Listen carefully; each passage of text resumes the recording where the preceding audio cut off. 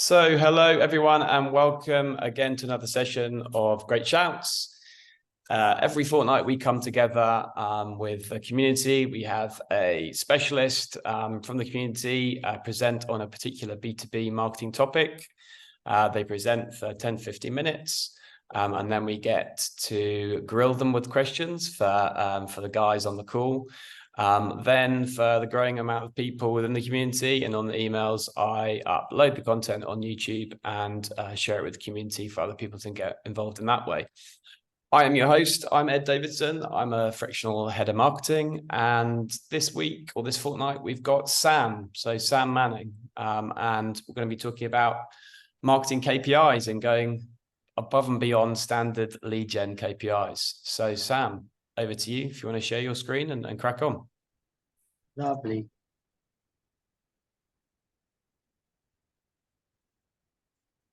Bro, can you see that okay? Good. Perfect. So yeah, as Ed said, I'm going to be covering off marketing value beyond the typical KPIs. And actually, this is going to be more of a look at the intrinsic value marketing can have on an organization, rather than talking about the typical area of focus, which is normally all around driving leads, as I'm sure many of you live in. So before we do that, a little bit about me. I used to be well into running. That was my favorite pastime.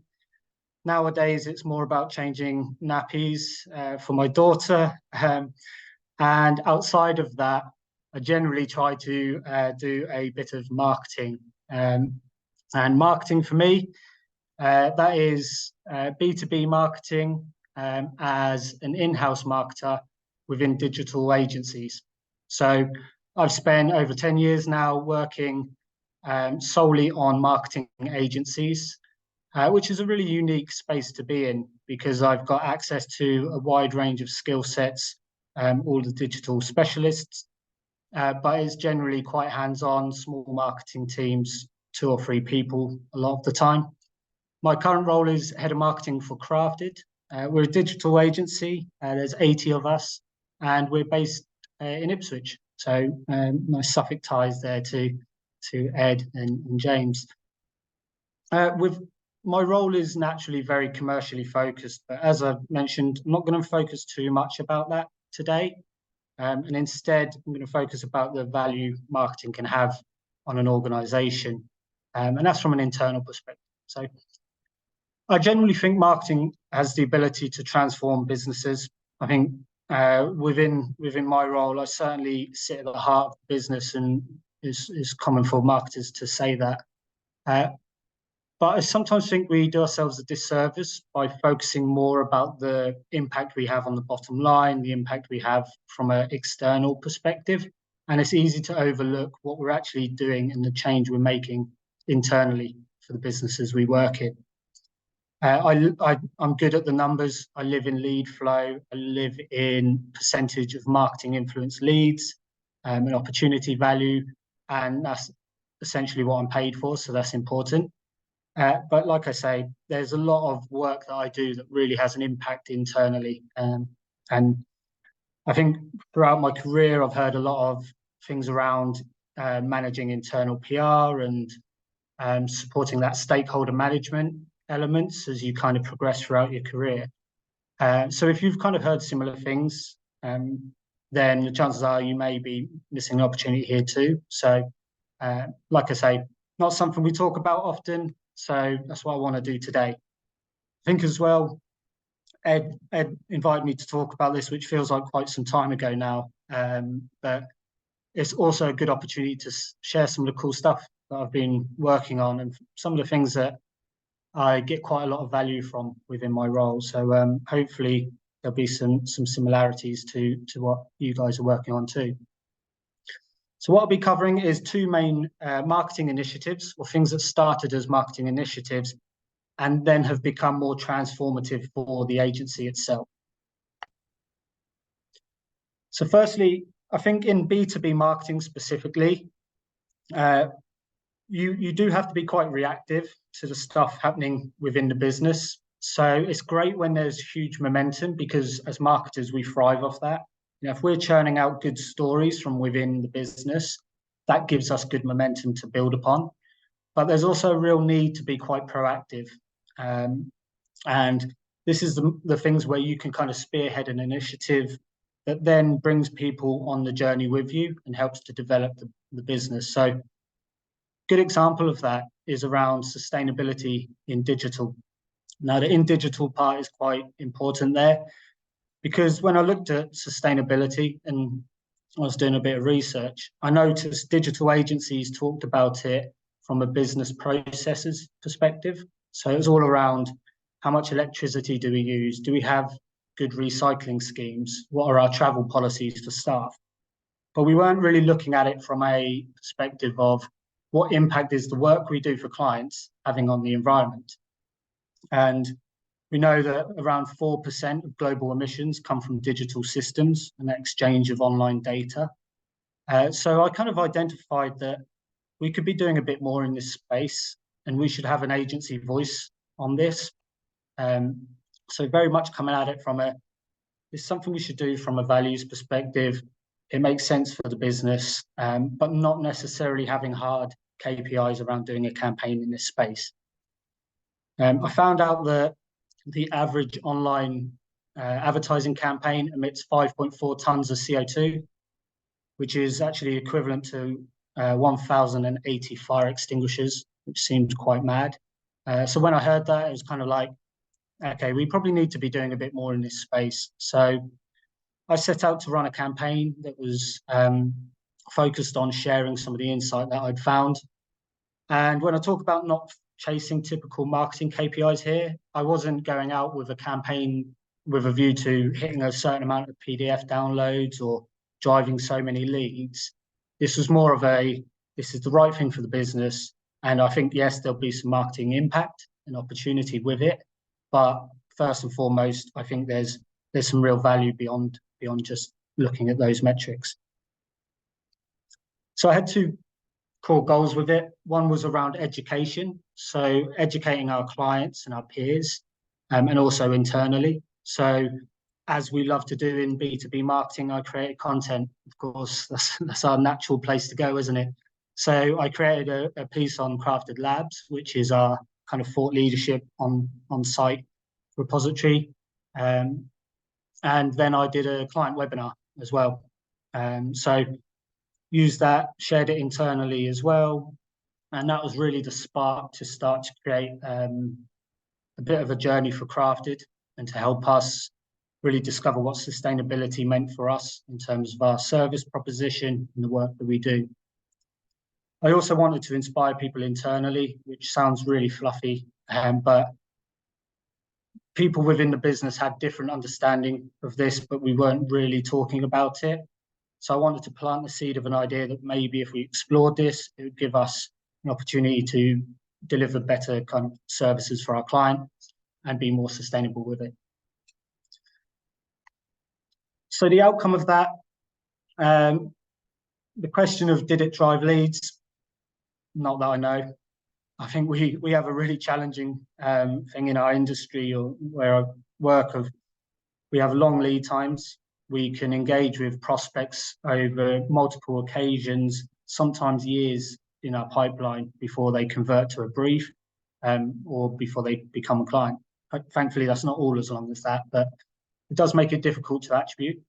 So I'm not sure whether it had an impact on leads and whether it helped us to convert new prospects. Again, so many elements and aspects to converting prospects across our business. It's difficult to define that either.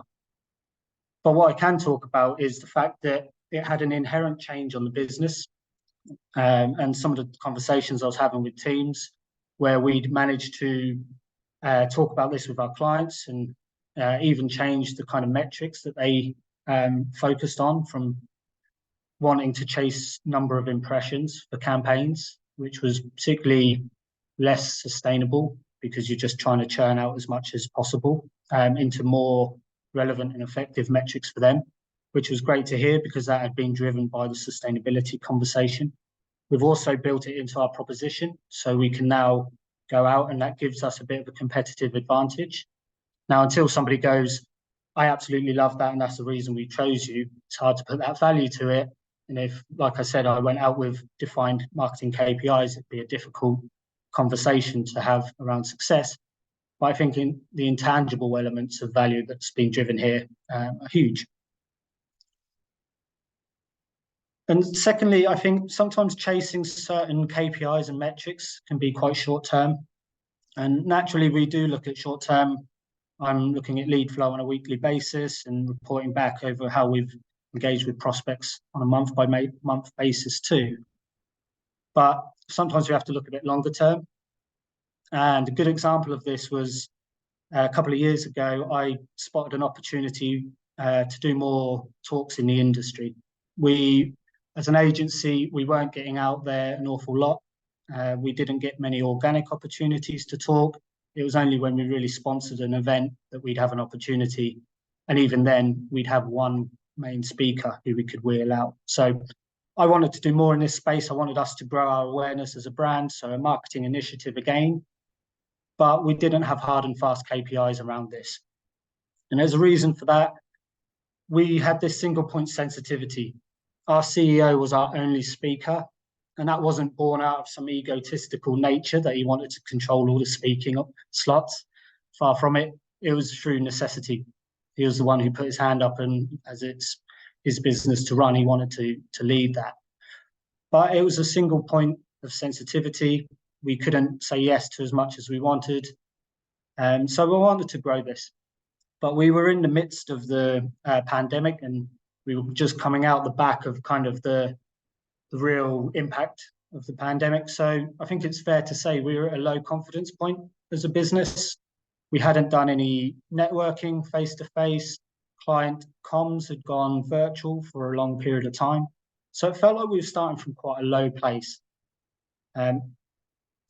This here is a photo of Republicans discussing whether to get rid of maternity support in the US. As you can see, there's an inherent problem with this in terms of the diversity on such an issue. I think that's probably the most obvious example I could find. But this was similar in the marketing industry a few years back. If you looked at the speaker panel for a lot of industry events, it was white males. And it's better now. I think it's still got some way to go, but it is better. But we didn't have an answer either. Like I said, we had one speaker. So how could we solve this problem? So that was another driver behind wanting to expand our speaker range. So what we did, we created a speakers club. I say we, it was myself and a colleague. We wanted to create an opportunity for people in the organization to come along, build their confidence. It didn't have to be aligned to them wanting to go on stage to 200 people. It could be a case of they just wanted to build confidence for meetings or client calls. So we opened this speakers club up, and very soon we had 20 plus people as part of this, which was great, particularly because I had absolutely no experience of doing industry talks. So this is a lovely thing we like to do as marketers. We don't let experience get in the way of a challenge. But I really felt strongly that it was difficult for me to complain about not having speakers that I can wheel out and use from a marketing perspective without trying to do anything about it. So that's kind of where it came from. And it was really rewarding. I think I learned quite a lot through the process. Firstly, and if any of you are interested in doing something similar internally for your own organizations, one thing I would say is don't have preconceptions over where your speakers might come from or who the experts in your business are at the moment, because people surprise you. The ones who put their hands up can actually, might come from places you wouldn't necessarily expect. You can't be a perfectionist with it. You have to run hard at these things, let the passion kind of drive it through. It won't always go right, but it's probably not going to be that bad either. But giving it a go, and it will lead on to more opportunities, and I'll touch upon that in a second. We keep it really light and varied. We give people the opportunity to come up with their own ideas. We also give people kind of off-the-cuff topics, which is really good to try and mix up build a bit of internal camaraderie around it as well. Quite fun and light sessions. But it doesn't happen overnight. It's something that we launched a year and a half ago now, and it's still going strongly, which is great. But like I say, everybody will have their own journeys with this. Some people will be ambitious and ready to go out and speak in a matter of weeks. Some people will never speak. So it's hard to put a KPI on, right, we're going to do this, this, and this, because we weren't in the business of forcing people into uncomfortable scenarios. We just wanted to provide that opportunity. But one thing I will say is it's hugely rewarding. We're B2B marketers. We're not saving lives. So we have to take these kind of opportunities to enjoy the roles and get that kind of reward back where we can. And for me, this is one of the best things that I've seen, having worked with people across the agency and seeing them develop. And then when they go out on stage is really rewarding as part of it. And the internal celebration, you know, people putting their colleagues on a pedestal and really, really celebrating their achievements is great as well from a culture perspective. So the outcome we got on that was a more diverse set of speakers, the ability to say yes to more opportunities. I mentioned I was in London on Tuesday to start this call, and we were actually filming in the Natural History Museum, which is that picture in the top right. And my colleague Bradley there absolutely smashed it, but that had born out of an initial speakers session.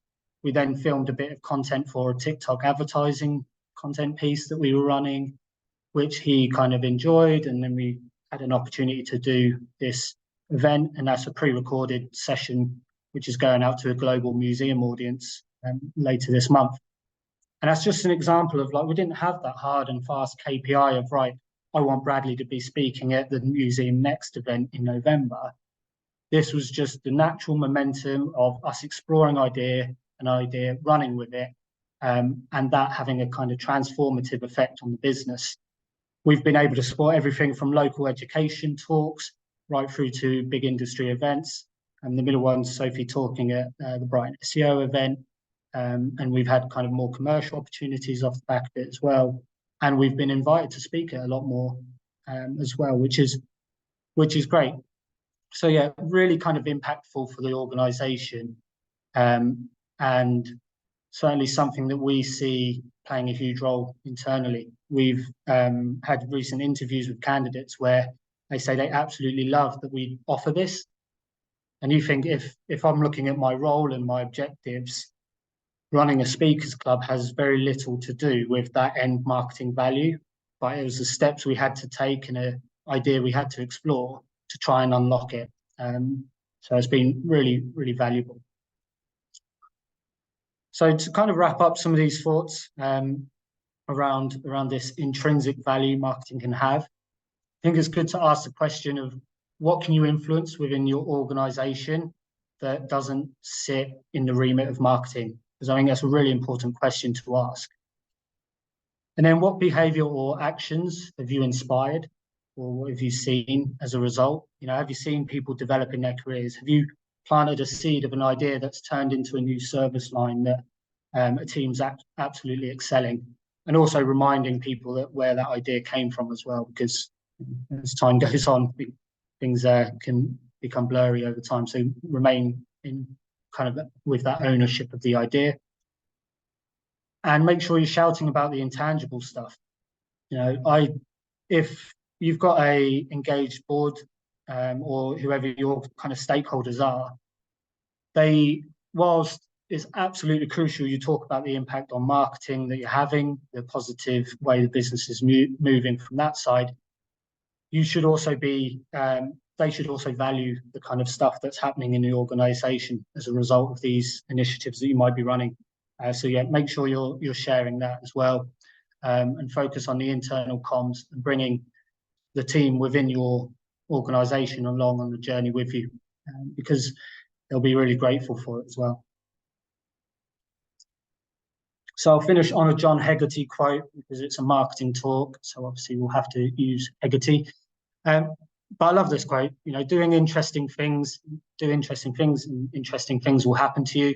I really believe that's at the core of kind of how I approach marketing. Yes, I look at what I can do to improve and drive leads. Of course, I do, but I find some of the most valuable impact I have actually sits outside when I'm not trying to chase those KPIs and I'm just trying to do some good stuff, and then naturally the value comes off the back of it. So massive advocate for being adventurous, keeping your role varied, and then that will naturally fuel your next big idea or campaign. And you never really know where it will lead to. And that's why not necessarily having these hard and fast KPIs to restrict your thinking can be a benefit, albeit maybe in addition to. So that's me. Feel free to add me on LinkedIn. Always keen to network and actually create meaningful connections rather than the spam that's on there normally. But yeah, interested, any questions you've got, or even examples of where you may have done this in your organizations. Keen to hear. Thanks for that, Sam. There's loads of really interesting content in there. Appreciate it. And I think while I was scribbling down notes here, I think that was something that really jumped out to me is kind of natural momentum, which is obviously really difficult to be able to analyze and capture. But it just builds naturally in terms of having that influence out of things that necessarily aren't as tangible and you can't record them, but they just add to it. And also it's really interesting outside of, say, marketing for leads for new biz, for example, you know, the examples there where you have those key moments where you're speaking to somebody who's potentially wants to join the team or join the business, and they've been influenced in that way. You can grow it. Yeah, there's a huge thing. I think momentum's massive, particularly in the agency world, because the more momentum you've got, the more positive news you can get out there, the more noise you can make. But we have peaks and troughs. You know, sometimes we're in a really great position right now. There's loads of cool stuff happening and it's great. But we'll go through periods where maybe we've not got many new clients coming on board, or the work's kind of ticking along as usual, but we don't have big site builds to celebrate. So there are moments where, as a marketing team, we have to try and create that owned momentum, and then position that and put it external so we can build some opportunity off the back of it. Makes sense. So I suppose the initial off the bat question for me, and I like to call them like grilling questions, so I'm gonna just jump for the jugular maybe. Is it harder to not to focus on really cutthroat KPIs like leads when you're in a more difficult, challenging economic time? So where, you know, potentially you are under the cosh as a marketing team to show your worth and therefore show the stripes, the ticks on the board, where it's, you know, if you've got a download of a gated piece of content, that is something. Do you think that's harder, or have you got the kind of backing from your kind of stakeholders in your business to be able to keep on, you know, building things with this natural momentum? Yeah, I think this is where we talk about stakeholder management, don't we? I think this plays a massive role here. There's, of course, with any organization, and we're the same, there's times where if lead flow's low and we don't have many active opportunities amongst maybe our existing client base or new clients, as we call it, there's absolutely that need to dial up what can we do to impact this in the short term. There's not a magic tap we can turn. We can invest more in paid, we can do sponsored elements, but realistically it's difficult just to turn a tap on for the types of big ticket leads that we want. So we have to manage the thing of like, okay, yeah, we are doing everything we can, but that's where I dial up the comms around, here are the active opportunities we're pushing, these are the things we think can make a meaningful difference to that lead flow. But that doesn't necessarily negate the wider elements. And I think we're quite fortunate, to be honest, at Crafted, where the board are very active in the business. They understand this idea that, you know, there's long-term elements to be considering, and they see a lot of value in some of these wider initiatives, even if I don't have that dotted line to here's the impact it's had on our leads. And I think in in reality as well, it's becoming harder to attribute leads. So we have some tracking on site. We can see if a PPC keyword has driven that lead and they've got in touch. But like I said earlier, we've got these big long windows of people coming to the site, and we know that 95% of people that visit our site aren't ready to buy. So the idea of being able to track a really clear path to conversions not really a reality for us. So we try to separate it a little bit. And I talk about, doing enough good stuff. We're making enough noise, we're doing enough positive stuff in the industry. Naturally, we'll see that impact in leads and opportunities. And when I look back at it over a 6-month period or a 12-month period, and we go, actually, look, we've had a 40% increase in overall opportunity value for the last 12 months, we can go, that's because we're doing the right stuff. But if we get too focused in on, oh shit, let's dial that up, or we haven't seen anything, will we best stop? That's where we start creating bad decisions because we don't have the data to support it. We're kind of going off conjecture rather than meaningful metrics. So it's a balancing act. Yeah, I think you can try and over-report. If we were, bearing in mind as well, our retainers thousands a month. Our web builds are upwards of 100K. So we don't need 50 leads a month and 25 of those to convert. We need 1 or 2 every so often. So it's a different kind of way of thinking, which is also why we don't worry about masses of gated content. I'm a fan of putting the content out there and letting people, more eyes see it, in the idea of kind of casting the net wide, and giving more opportunities to engage with people consistently rather than hoping to get that one email address that we can then trigger loads of comms to. You tend to, as well, as you're going through, a lot of kind of discussion on these kind of sessions we have around kind of B2B is the longer lead cycles, right? And the longer cycles to get people over the line. And that, initial touch point may have been lost, or people come in a lot further down the track. Are there any other kind of like soft signals or kind of discussions that your sales team have that can capture the fact that this, wider kind of natural momentum elements are going to have an impact? Yeah, I think we have to still be quite commercially minded with some of these. So we've got lead forensics on the site, which is IP tracking, which shows what businesses are engaging. We use HubSpot, which connects a little bit of that in terms of prospects that we know about and we've engaged with in the past.